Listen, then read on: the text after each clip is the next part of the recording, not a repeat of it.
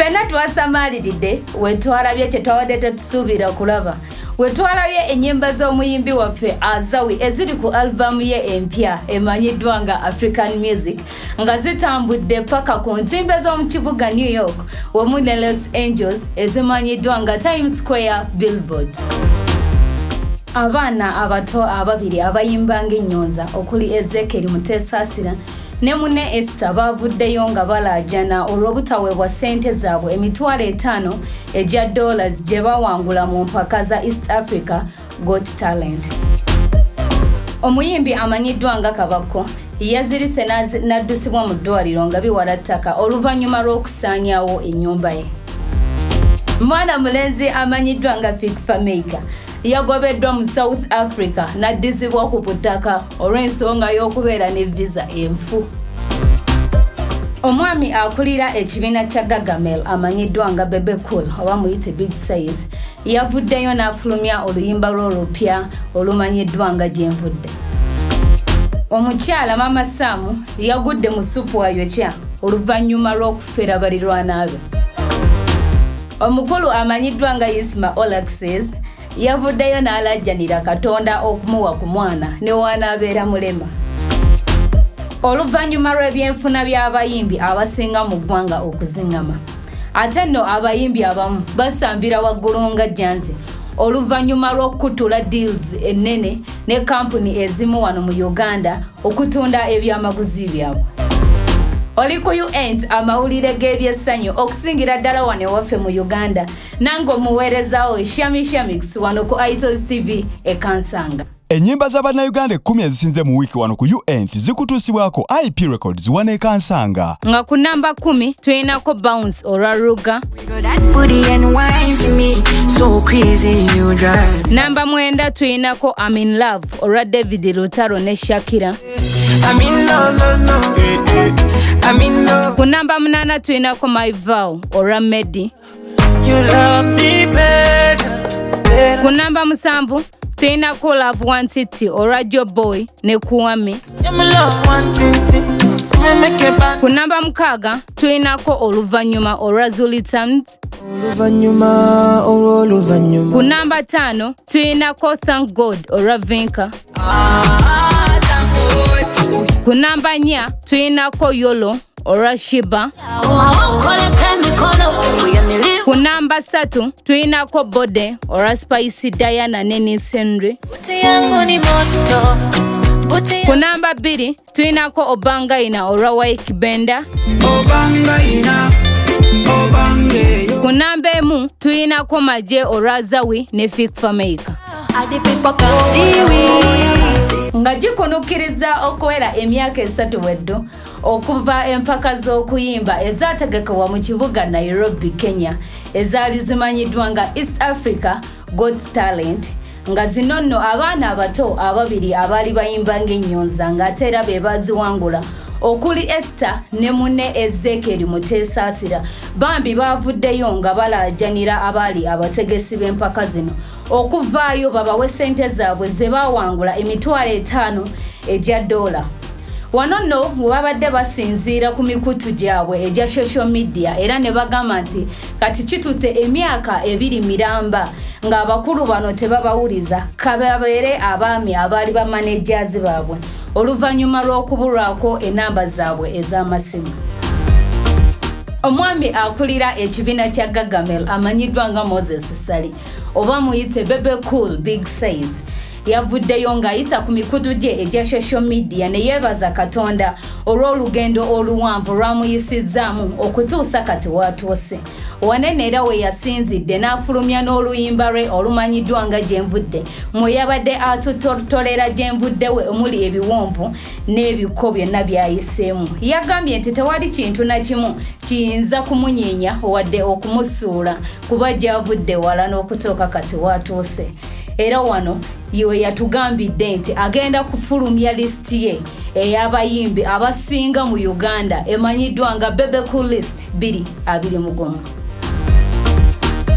Mu mawulire gaffe amalala oluvannyuma lw'okumulaba nga ayawukana ne yali taata w'abaana be amanyiddwa nga geosteady, omukyala omukozi wa bizinensi amanyiddwa nga Prima Kadash yaddamu nateera n'agwa mu mukwano n'omukozi wa radio Galaxy FM amanyiddwa nga Mr. Henry era ng'ono yamusindikidde obubaka bwe obw'omukwano n'amwebaza okumwagala ennyo wamu n'okumulaga omutima omulungi we yamugambidde nti agenda kumwagala paka last wano nno nga babadde ku mukolo gwabwe ogw'okujaguza anniversary yaabwe ey'omwaka ogumu nga bali bonna eyabadde ku lyato lya Shiba omukolo gwonna gye gwagweredde. Kyokka etutunulako ku sayidi y'omuyimbi geosteady agavaayo gagamba nti omwami ono musanyufu nnyo oluvannyuma lw'okwawukana n'eyali mukyala we Primaka Dash gwe baamala naye ebbanga eddene ennyo ne bafuna n'abaana babiri ab'obuwala.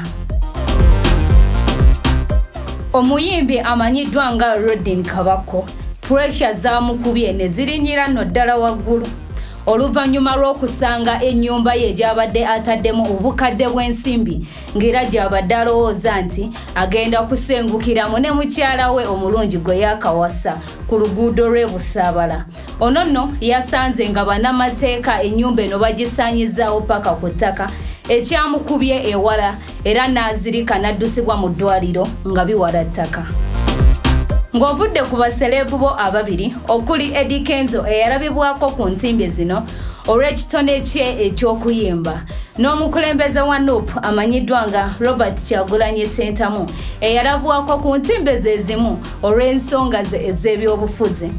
Mwana muwala omuto amalira nga ye kabaka mu Swangs Avenue ssaawa eno amanyiddwa nga Priscilla Zawedde oba muyite azawi yaye yalabiseeko ku nsimbe ze zimu mu kibuga New York ng'ensimbe zino zimanyiddwa nga Times Square billboards oluvannyuma lw'okufulumya albamu ye empya emanyiddwa nga African Music okuli ennyimba ze 16. Jjukira nti mwana muwala ono yakamala emyaka 2 gyokka mu nsiike y'ebyokuyimba era nga yatandika n'akayimba ke akamanyiddwa nga Queen Bino akamututumula ennyo abalabi ke baayagala ennyo ne kamulinyisa eddaala. Omwana omuwala ono yatandise nate okulaba ku birooto bye eby'okutuukako mu nsi z'abadde tatuukangamu.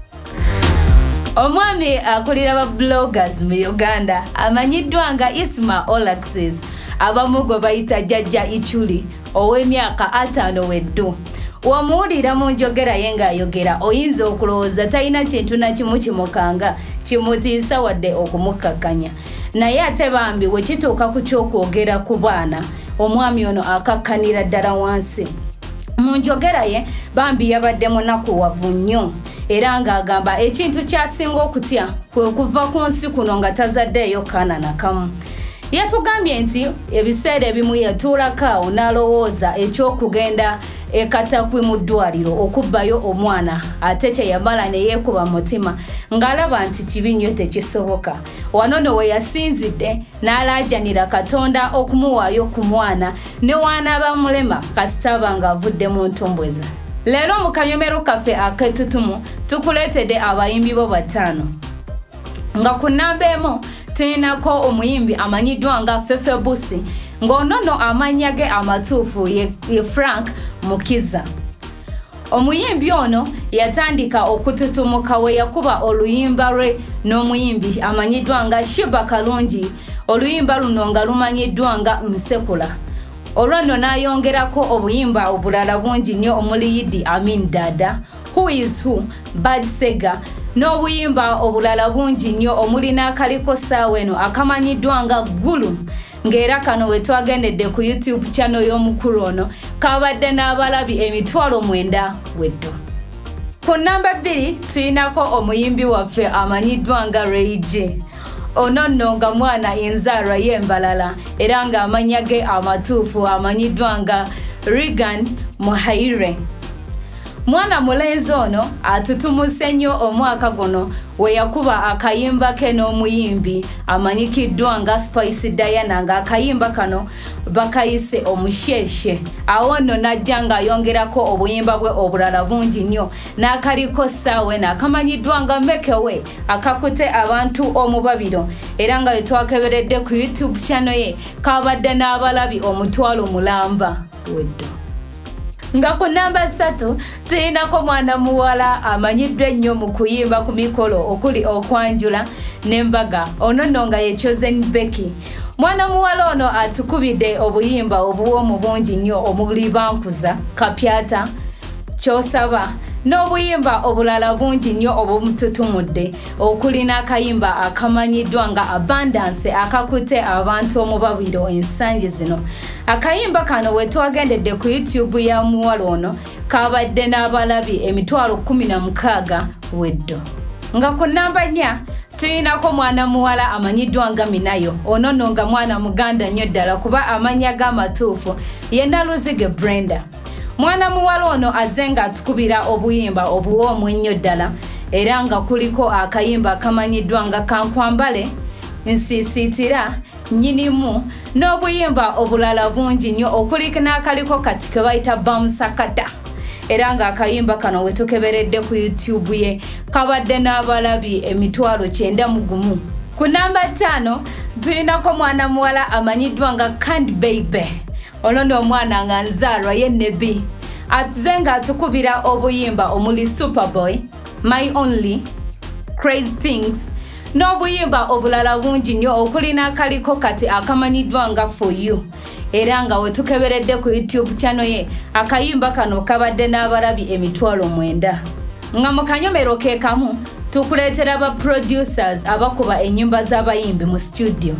Ngera olunaku olwaleero tukuleetedde producer Bomba. Ono nno nga mwana mulenzi akubye ennyimba nnyingi nnyo omuli Sharpshooter olw'omuyimbi Chosen Blood, omuli Yitayo Ndabeko olw'omuyimbi Wininwaji, omuli Love Panic olw'omuyimbi Vinka n'obuyimba obulala bungi nnyo obusufu. Mu katundu ke kamu tukuleetera ne ba producers abatukolera firimu.